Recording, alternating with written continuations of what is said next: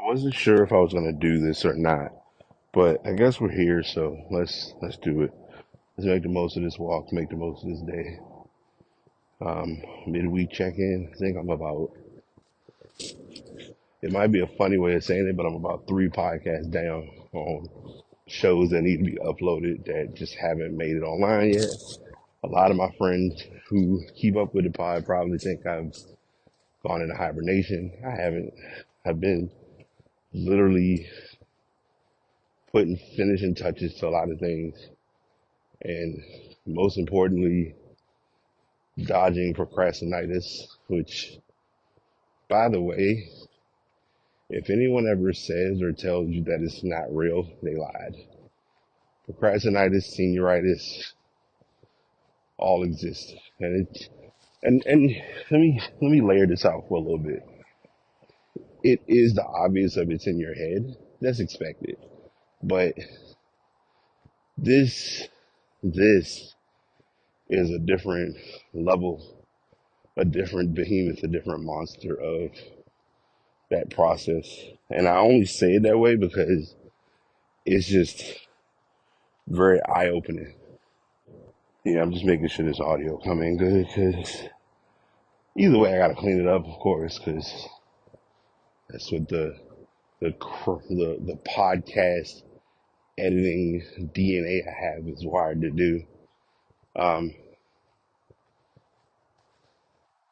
you gotta learn how to take the good and take the bad, and that's what I'm starting with today. Um, this podcast or this recording will be utilized as an opportunity to share that year two of the yard. I call it like the yard was a little different this year, but the tailgating was better this year. I think I kind of went in with um, a much different mindset and a much wider expectation.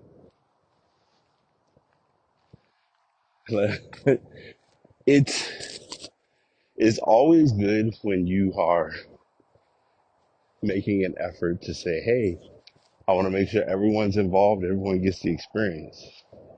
Nothing wrong with that, but a lot of times everybody's not gonna get the same experience, or a lot of times people are gonna be weighing you down more than they're helping you enjoy the moment. And I'm gonna address this. I had a crazy yet necessary deja vu moment from an experience that happened last year. And I had to nip it and deal with it like a couple of days afterward. Um, and I think what's interesting is we hear the phrase and we hear the thought of, you know, you're gonna go through things in life and you're gonna experience what you experience. And sometimes the message is gonna be brought to you in a certain way. And a lot of times we get that message and we ignore it. But then the message comes back again and we ignore it again. And the more you keep ignoring the message, the more the message keeps coming back around. And I will admit, this time I think the message landed because I was able to get my feelings out, address how I felt. Um, and it also circled into my own personal workflow of being more vocal and speaking out on things. Um, I've realized the more that I work on things, the more that getting a handle on forms that I'm working on, the better I am with like not making it a long drawn out process. And I had to get a bit of a lesson slash teachable moment this this past week where I gotta just get on my grind because I'm getting what I need to get done, but I'm not getting what I need to get done efficiently, and that's the most important piece or the most important element is to be able to do something and turn it around and get it completed. Because if there's no starting point or processing point of completing it, then we're in trouble. So that has been my task, if you will, task at hand. Um, do I like it? Absolutely not. Am I making a change to it? You damn straight. Because I didn't work this hard to get to where I'm at with what I'm doing just for it to all go to waste. And personally, I've done more beatdowns and more unwillingness to change than I have making efforts to improve.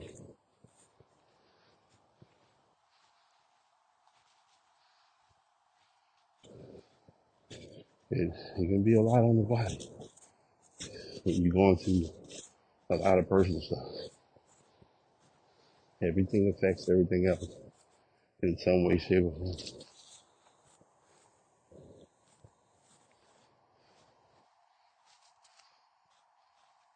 I also think the other big piece is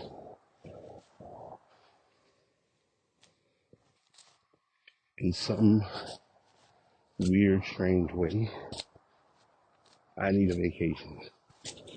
And in all ways of me experiencing a vacation, I would not have expected it to be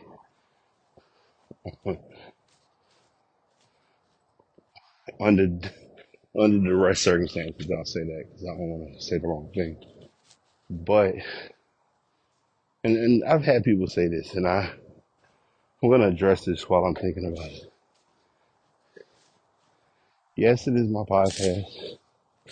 Yes, I can say what I want.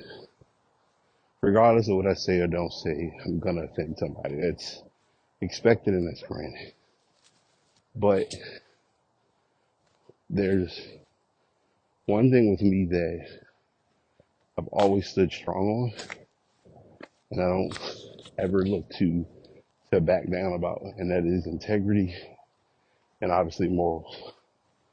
So I'm very aware, and most importantly, very cognizant of what I say and how it sounds or how it's interpreted, and most importantly, how it can be misinterpreted. Case in point, I almost, I almost emotionally released content that didn't need to be released. And why I say it like that is because, yes, I felt the way I felt about the situation. I still got this in the time window. But I felt how I felt about what occurred as far as the new iPhone coming out, which I'll have that soon. But just because I felt that way does not mean that it needs to be recorded or needs to be published. Because for whatever reason, I don't know which is worse. And you know what? I'm gonna say it here now. Majority of iOS or iPhone users don't bother or don't pay any Android people any attention. But for some reason, when it comes down to a phone comparison, an Android user becomes very vocal. See, that's what y'all have this. See, you can't do this. Y'all late to getting this. Meanwhile, Apple users are like, we Ain't said nothing to nobody. Why are we catching strays for something that we have no control over? We are not, like, folks think that the people who have iPhones work for Apple, and we don't. Majority of us are just like y'all. We're consumers, but on some real, like, this Apple versus Android or iOS versus Android mess gotta stop, man. It's getting so stupid. Like, most people have one device or the other and don't even use it to like a third of its potential. Like, I've thought about it because I mean, my upgrade will happen soon. I likely have it after Afrotech, which is great.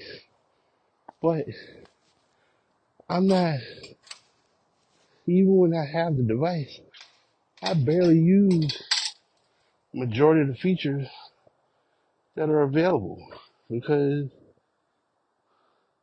I'm doing so many other things. And I think it's so bad because the part that no one talks about is there's almost, and this is probably going to pinch some nerves. There are two different ecosystems, right? There's what you call the phone or technical, not in the phone, the platform ecosystem, and then there's the device ecosystem. The device, let me backtrack. The platform ecosystem is whichever device you have, whether you have iOS or you have Android, you utilize and or purchase the items within that ecosystem.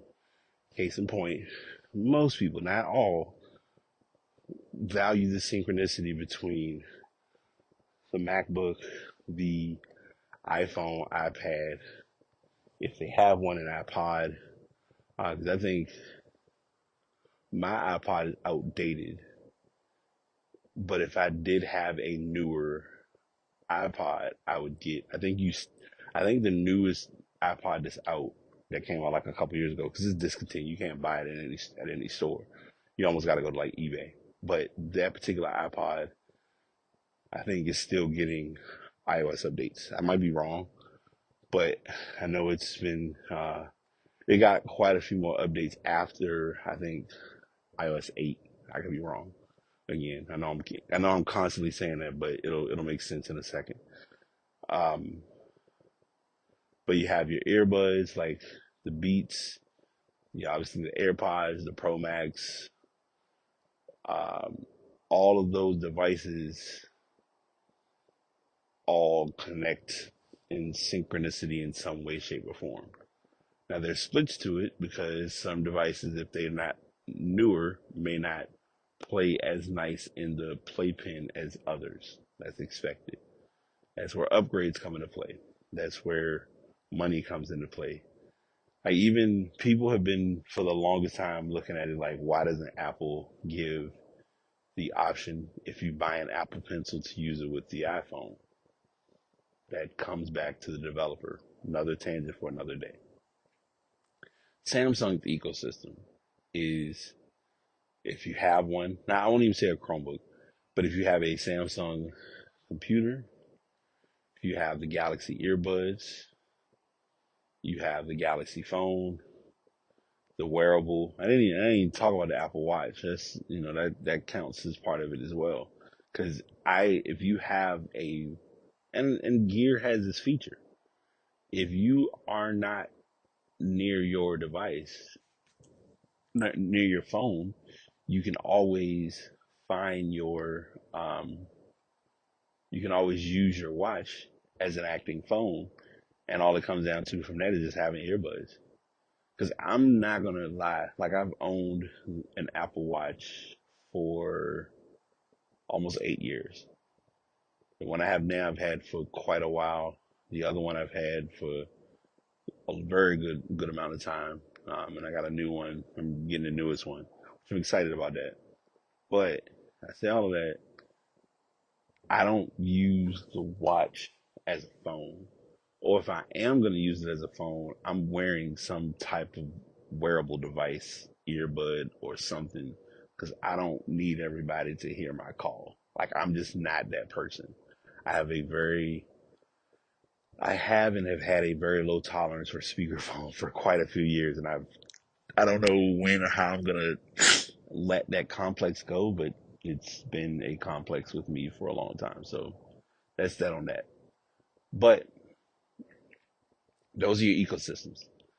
And then there's your device ecosystem. So each person buys a phone and we all do it. We load it up with apps. We got all these apps that we download and we're going to use. But then what we end up doing is we know what our essential apps are that we're going to stick to using on a regular basis. And then we also know the apps that we're going to use that we don't need to use, but we use them still on a regular basis. Um, I don't use this app enough, but I think my favorite app, and this is not a sponsor, but this is just a personal plug. I'm a big fan of Opal. Opal has probably become one of my favorite apps to use. I've tried this before with um, what I call social media shutdown in the morning, and it's been a game changer where I will get up and I will at from 5 to 9, I was having it so that my social media apps are unavailable. And for some people, it's like, well, I mean, I'm trying to send you a video or you want to look at something on TikTok, you can't see it. And I'm like, okay, like, am I really missing that much? Am I really going to be that out of the loop to not see whatever it is that you shared? Sometimes we're so engulfed that we want others to be just as engulfed by it as we are, and that's just not how we all function. And sometimes I think we forget that. So, yeah, your device ecosystem is the apps that you are going to use on a regular basis. Like, for instance, I live on Waze. I use when I'm actively, I don't even say tether, but when I'm actively using my phone, I use Notion. When I'm in need of getting a quick note written out, I will go to the Apple Notes app. If I need to organize my day of what I need to do or have not done, um, I use Things 3. And that's still like on my to-do list, which I have, I have it partially prepared because I have like my calendar for the day in Things 3, but I need to find it so that I set items that are written in Things 3 to have like a time. So I'm still working on that when I have opportunity. Like I've had so many other things be like a priority that I just haven't worked on it. So yeah, that's what I have on that. And yeah, I just think we don't pay attention to how many apps are just sitting on our phone. Like if I went through my phone right now, there are at least 30 apps minimum that I don't touch whatsoever. Like they just don't open. And as far as I'm concerned, they will never open, and it's okay. But on the flip side, it's almost like if you, the minute you delete that particular app, that's when you need it. It's so, it becomes such a draining factor of like mind over matter. So that's what I have. I'm gonna get this rope jumped, get this workout in, and we're gonna make this an amazing day. So I will catch y'all on the flip side, and until next time, y'all take it easy.